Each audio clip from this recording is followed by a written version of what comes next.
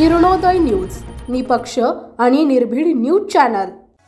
काय ठरलं पत्रकार परिषदेमध्ये, काय निर्धार केला तुम्ही आजच्या पत्रकार परिषदेमध्ये? सांगोला विधानसभा मतदारसंघातील उद्धवजी बाळासाहेब ठाकरे गटाच्या वतीनं या ठिकाणी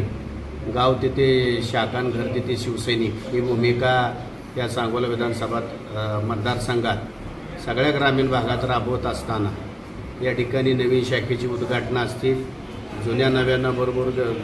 बरोबर घेऊन जाण्याचा जो संकल्प असेल, त्याचबरोबर शिवसेना असेल, युवासेना असेल, महिला आघाडीच्या शाखा स्थापन करणे असं या सांगोला तालुक्याच्या मीटिंगमध्ये आयोजन करण्यात आलं। त्याचबरोबर सांगोला विधानसभा मतदारसंघ हा पारंपरिक या ठिकाणी 2014 असेल, 2009 असेल, 2019 असेल, या विधानसभा मतदारसंघामध्ये उद्धवजी बाळासाहेब ठाकरे गटाचाच शिवसेनेचा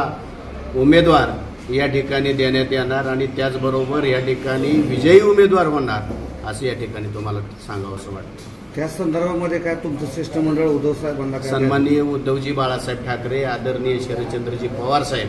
त्याचबरोबर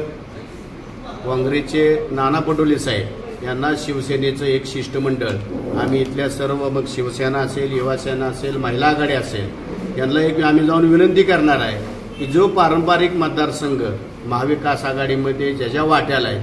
त्या वाटणी म्हणण्यापेक्षा तो हक्क आम्ही या ठिकाणी उद्धवजींच्याकडं, आदरणीय पवारसाहेबांकडून, आदरणीय नाना पटोले साहेबांकडं शिवसेनेचं शिष्टमंडळ नेऊन या ठिकाणी आमची जागा आहे आणि शिवसेनाच उमेदवार या ठिकाणी ठाम लढणार आणि विजयी होणार असा विश्वास या ठिकाणी व्यक्त करतो।